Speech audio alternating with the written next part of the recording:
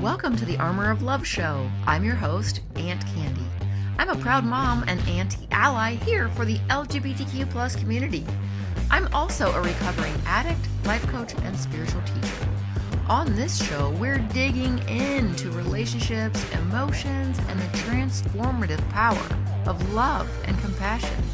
Let's take this delightful healing journey together and strengthen your armor of love so you feel safe and confident expressing yourself in the world. I already love you, so stick around for today's episode.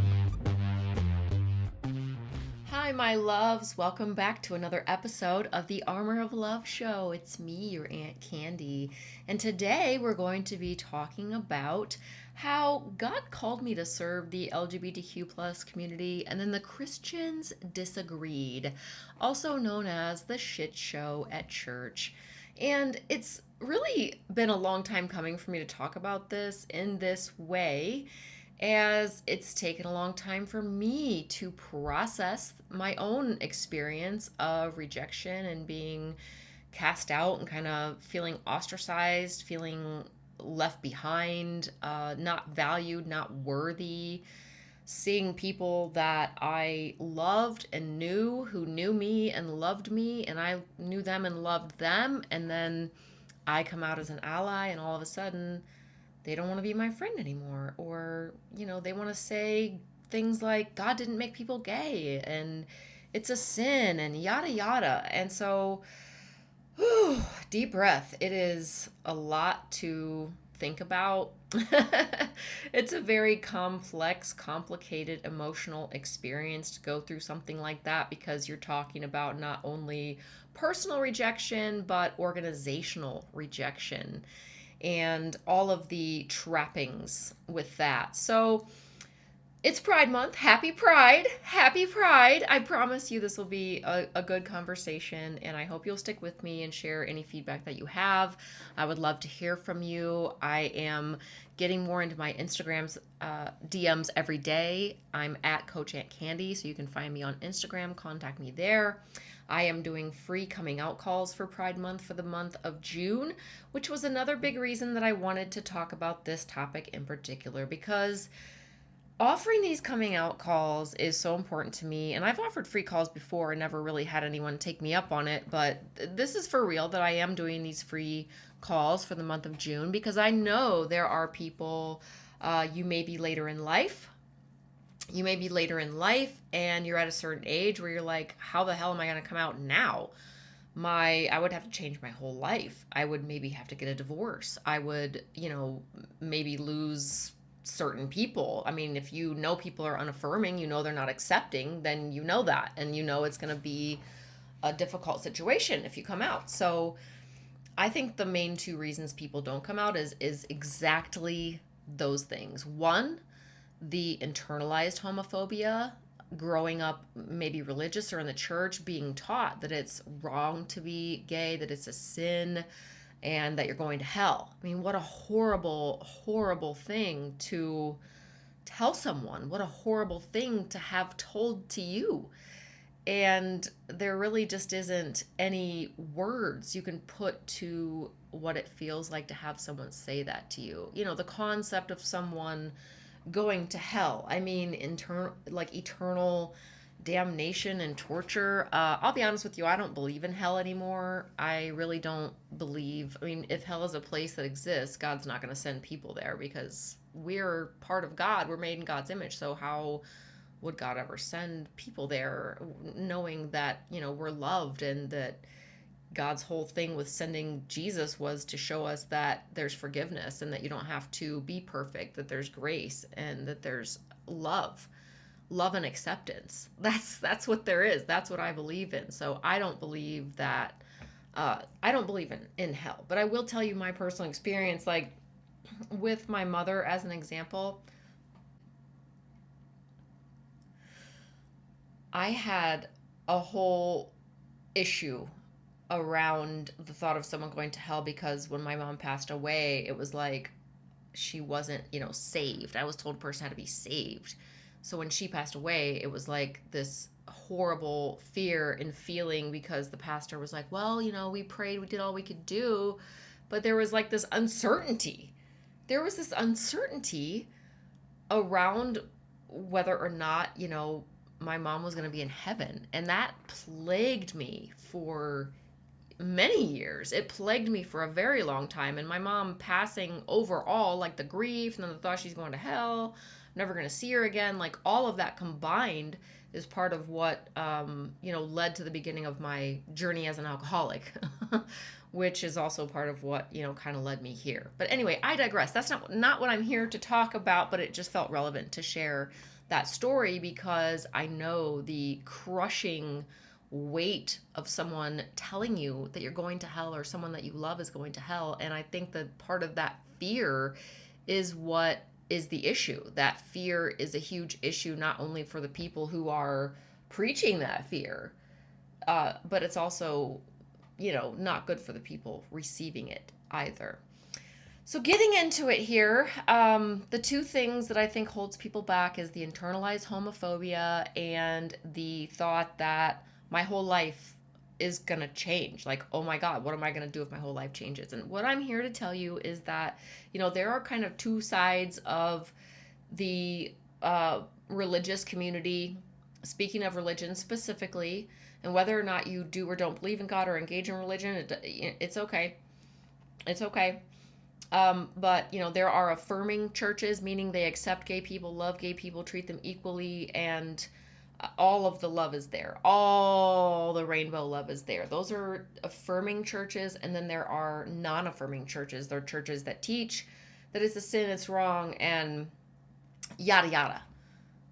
What I'm saying is, if you are in a non-affirming situation, that is so bad for you. It's so bad for your mental health. It's bad for you on so many different levels. And if the thought of changing or leaving that environment scares you, I'm just going to say I would be more scared to stay there because the freedom and the happiness and the love and the joy that's available on the other side, on the affirming side, where we're translating the scripture in a way that is loving and affirming to people in the LGBTQ plus community who are just normal human beings.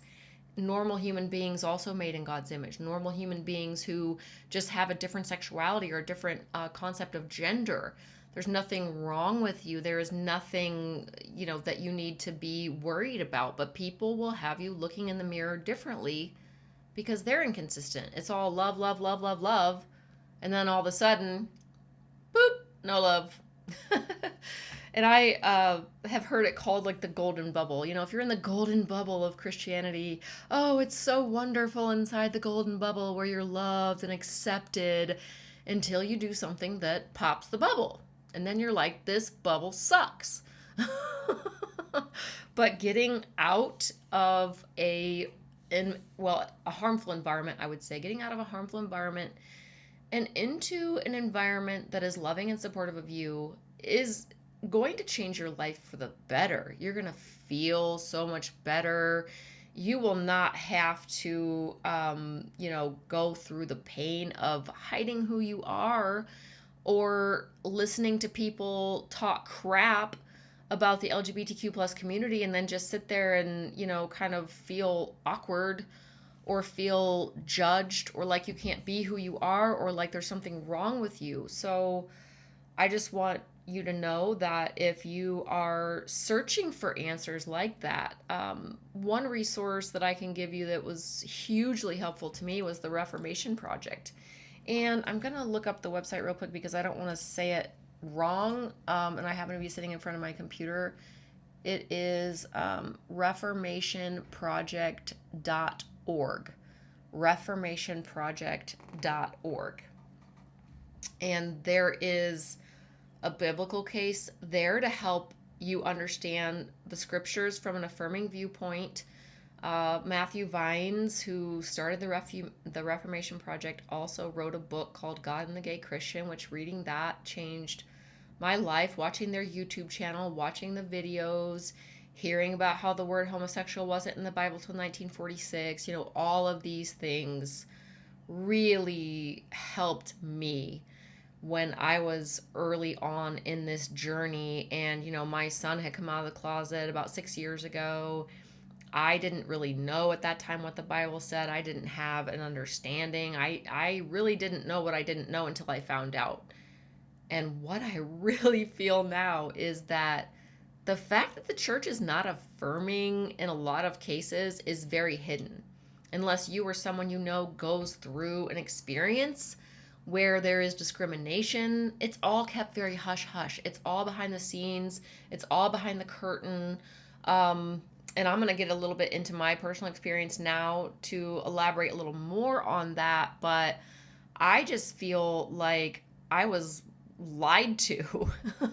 I was lied to because the pastor of the church that I was attending when, my latest religious trauma experience happened, after a really terrible conversation that we had, stood up in front of the church like the next Sunday saying that LGBTQ plus people are welcome there.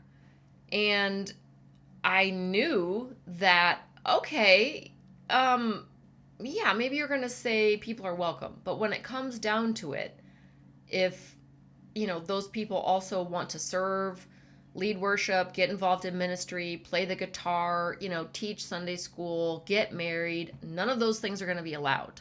None of those things are going to be allowed. So it's like, well, you're welcome, but you can't fully participate. So that's just a load of crap, in my opinion. And I know in the opinion of a lot of other people as well. Let me go a little bit through my own personal experience here. I made some notes because I'm going to try to remember everything I wanted to talk about. I did want to, touch on the fact that it's basically a personal experience. Whatever you go through, it's all very individualized. So me sharing my journey doesn't mean that yours is going to look exactly the same. So if you're thinking about coming out, you may not have the same experience. Your church may be cool. I don't know. But just in case, for anyone who is worried about coming out or has come out and has gone through these things, wherever you're at in the journey. So I am an alcoholic. And I talked about that on the first episode of the show, Hitting Rock Bottom. And I started attending recovery meetings at the church that I was going to at the time. So I was entering into recovery, and I was just a total, complete hot mess at the time. This was before, my son had come out of the closet, but I didn't really know what I didn't know at that time. So I was entering recovery really just to stop drinking or cut back. I just want to cut back. But I was doing that at Celebrate Recovery at a local church here in Fort Wayne, Indiana, where I live. So the journey to rock bottom happened while I was there. And so these people in this community, in this Celebrate Recovery community, saw me at my lowest. They loved me at my lowest. They helped me find my faith in God again. They helped me believe in the healing power of love. They helped me to, get my life back from alcohol, quit drinking, process my pain, work through the 12 steps. So when I say that I had an intimate relationship with this community, mainly the women there, because Celebrate Recovery separates the men from the women. So like I was in women's groups and then women's 12-step group that I did with about a dozen other women who went through that 12-step program with me. So it was all, women, but we were all very close because we're all sitting here talking about, some of the worst things we've ever done and sharing really our pain, lots of tears, some laughs too. Some things we could laugh about, but a lot of tears, a lot of intense, deep vulnerability, and a lot of love and support. So when I say that I was in the bubble, I was in the bubble, in the most amazing, loving bubble that I have ever been in. And I used to say, if church could be like Celebrate Recovery, everybody would go to church, because it was just, you could be yourself, you could be honest about what was going on in your life, you could be honest about what you needed help with, and you would be loved and you would be supported through that experience. So it was a very, very good experience for me. It was very healing. And through the time I was there, then something happened that busted the bubble, and that was seeing a friend of mine come out of the closet and experience what was just horrible rejection and humiliation. And she was a leader. She was a small group leader. She was a speaker and shared her testimony on the little stage thing, and she was very involved, and she loved the ministry. She loved the people. And so when she came out, they asked her to step down. Asked her to step down from leadership. She would no longer be able to do those things. She would no longer be able to share her testimony. And it was devastating. It was really devastating to her. And it was really devastating to me as her friend and as someone who, really valued what she brought to the table and really valued her as a person and as a friend. And I loved her. And so that happened to her, to someone that I was like one of the first people that I really became friends with at Celebrate Recovery at CR, because, her and I just connected, and she's about the same age as my son. So we kind of bonded on that. Like, I'm sort of like, she was further along in recovery, but I'm older. I'm older. So I got that going for me sometimes. Yeah, seeing that happen, and then thinking to myself, oh my God, like, my son is gay. Did my son experience this? Because he hadn't wanted to go to church since like high school was when he bounced out of church and really didn't want anything to do with it anymore. But I really didn't know why. I just kind of let him do his thing. I was like, okay, well, you don't want to go. You don't want to go. It's fine. Every once in a while I would ask him to come, and he would come, but it was just not really his thing. And then I'm like, oh my God, I mean, I'd never seen anything like this happen before. I maybe had like heard of some things happening like that before, but again, like I said earlier, it's very hush hush. Very hush hush. The only people talking about it are the people who are making, having those really uncomfortable conversations. But, in my experience, it's not really even a conversation. It's just, this is how it is. You can't do these things, and we're sorry that you're sad. I am going to try to not get tearful talking about this, but yeah, it's kind of just like, we're sorry that you're sad, but we know you've had mental health struggles, so you should probably just go talk to a counselor or something. And no responsibility taken, complete denial for any responsibility that they had for the sadness, the grief, the loss, the pain that she was going through. They just washed their hands of it and said, have a good day. See you later, alligator. So that was really hard to see. And after that, I was furious. I was angry. I was upset. And it launched me on a quest to understand. I was literally afraid to like open my Bible and even look and see what it said, because I was like, I don't know what these people are tripping about. I don't know what this is about. I don't know why this is happening, but this isn't right. And I need to get to the bottom of this, because I need to figure out what this book says that these people are so fired up about. And it launched me into a quest of research and discovery and just a personal mission to understand. And in that search for understanding and finding the Reformation Project, finding books and resources, watching YouTube videos, reading the Bible, filtering through what the church was teaching versus what the non-affirming church was teaching versus what the affirming church was teaching, it just soothed my soul like aloe vera on a burn. I mean, I'm telling you, it soothed my soul so much. And it was like the still small voice in my head's like, Candy, you gotta tell people. You gotta tell people about this. You gotta tell people what you've learned so that other people can be free, and so that you can help set other people free, and you can see what they're going through and what they're experiencing, and almost like the private beatings people are taking because, after the rejection that I saw her go through, then it launched me on this mission of understanding. That's where the Reformation Project came in. And then I wanted to go talk to these people. I wanted to talk to leadership. I want to talk to the pastor. I need to talk to these people. I need to tell them what I learned. I need to tell them how it is. And I need to tell them they're wrong. And that didn't go well. That didn't go well at all. I did have a meeting with the pastor, and it was so uncomfortable. There was no openness to receive anything that I had to say, so I don't know why they even agreed to the meeting in the first place, because they weren't about to listen to a word coming out of my mouth.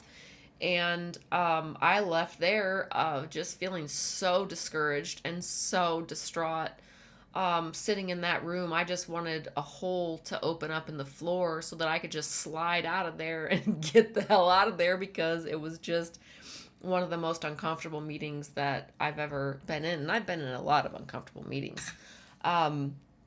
So after that, my fight or flight kind of kicked in. I had a lot of emotions going on. I felt very rejected. After my kind of the end of my 12-step group, I decided to come out and tell everyone I'd gotten this call, come out and tell my stepsisters that I was going to serve the LGBTQ plus community, that's what God had called me to. And the very first person that greeted me when I came to CR was one of the, leaders of that group. And she didn't have anything good to say. It was like, well, God doesn't make people gay. And we had gotten into this whole big debate and dispute. And there was no convincing any people who didn't want to be convinced of anything. No matter what I tried, I would get myself so worked up and upset. And now I'm like, okay, I know not to bother trying to convince super conservatives of anything. If they're not coming with a willingness and openness to listen, then there just isn't a lot of point in having the conversation. But sadly at CR, there was supposed to be a meeting that was going to happen with like leadership. And that meeting never happened. And the larger group never knew what transpired in those very private meetings that were held, with me and the pastor. And then I was told I couldn't be a sponsor. I had my year of sobriety. I was ready to be a sponsor. I was ready to be a leader. Nope. No, ma'am. You ain't leading nothing. And I had to make some really tough decisions at that point, and just decide to leave, because I couldn't stay there and be treated as if I didn't matter as much as the other people there. Oh, you can let every other alcoholic and drug addict stand up there and share their testimony, but not me. And it really pissed me off. So I've had a lot of anger to process over time, but I have come to a place of forgiveness, and I have come to a place of understanding that this is, what people are led to believe, and they're taught. This is what they're taught. So, and I was taught that, and I was one of those people until I found out that, I was enlightened and brought to the light, until I found out what was really going on. But a lot of emotions to deal with, a lot of feelings to deal with. So that's one of the things I want to talk about a lot on this show as well, is just how do you process your emotions from going through something like that? You feel your feelings, you have an attitude like, F them, okay? F them. That's like, to me, the first attitude you have to have when you've been rejected is just forget those people. Just forget them. Just forget about them.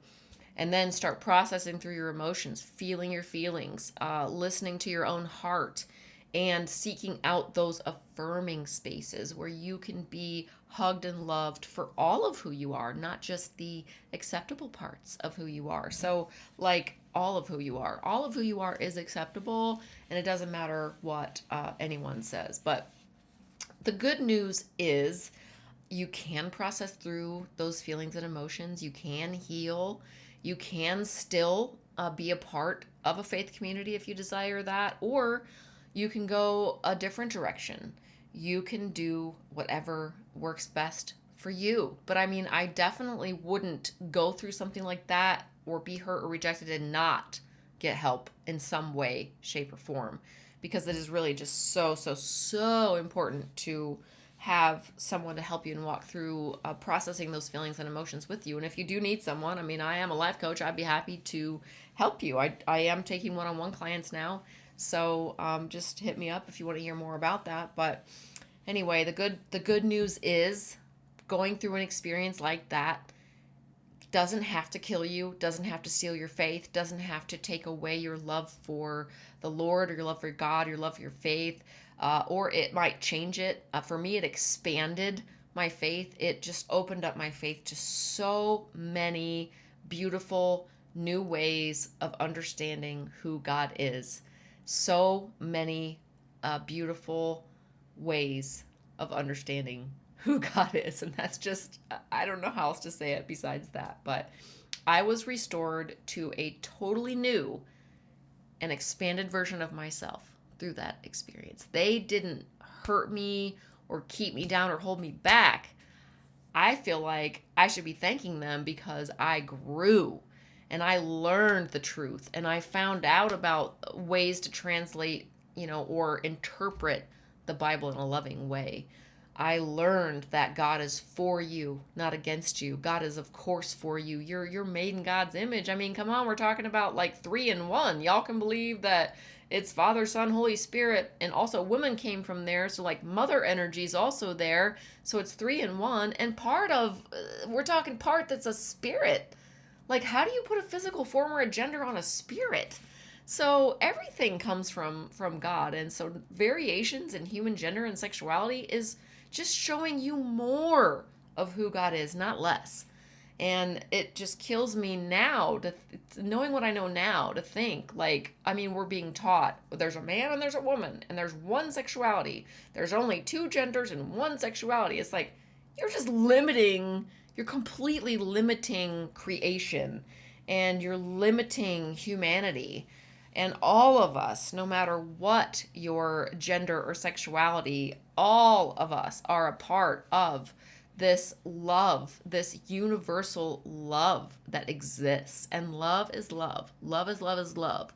Love is love is love is love. And the source of love, the source of it all, everything is love. Love is the most powerful force in the world. And you are worthy and deserving of love exactly as you are.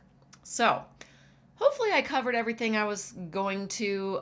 Really, the main goal of this was just to say, hey, I've been through a shitty church experience when I was just bouncing off rock bottom and like, come on, what an awful time to, I already lost a bunch of people through my alcoholic journey. I lost friends. I had a lot of issues in my marriage. I'm now divorced. Like, it's like kicking someone when they're down. I mean, I was already bouncing back up and trying to regain my confidence in who I was as a person, and then just get punched in the gut like that. Like, well, now you're an outcast again. I was already an outcast. I just came back to y'all to stop being an outcast, and then y'all made me feel loved and accepted like I'm not an outcast, and then boom, outcast again. I'm just an outcast. So I'm here for all you other outcasts to say, hey, party over here, party over here. We can be free to express and experience our spirituality any way we want. You don't have to go to church. You don't have to do any of that. You can just be spiritual, love the Lord, take walks in the park, and look at the trees, look at the sky, look at the sunset, look at the sunrise, and know that you're connected to it all. That force of love that you feel when you're connecting with like nature. I mean, oh my gosh, the love is all around you. So I digress. I'm just going to ramble on forever if I don't stop myself. But again, the Reformation Project, I do have a couple other books. I know I already mentioned God and the Gay Christian by Matthew Vines. This is an excellent, excellent read. Is also available on Audible, as well as Torn, Rescuing the Gospel from the Gays versus Christians Debate by Justin Lee. This is also a wonderful book, and he shares about his religious trauma experience, also going to conversion therapy and being like, what is this? No one here is better. And that's one of the things that like super struck me about this book was going to like conversion therapy meetings and everyone there like not seeing anyone that had success.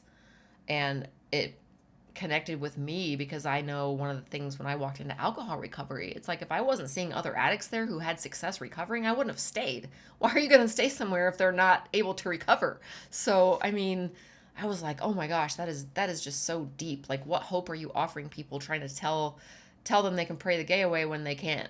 It's like you're not offering any hope. It's just a horrible cycle. So this book's really good, Torn. And just because I have it sitting here, I mean, if you do struggle with addiction, Recovery by Russell Brand, this is like a bomb book. And I think all three of those are available on Audible. So, free coming out calls. You can DM me anytime at Coach Aunt Candy on Instagram. And I love you. Until next time. Thank you so much for tuning in. If you enjoyed today's episode, be sure to subscribe and leave a review so others can find us on their journey. Until next time, keep loving and embracing your true self. I love you, and I'll see you soon.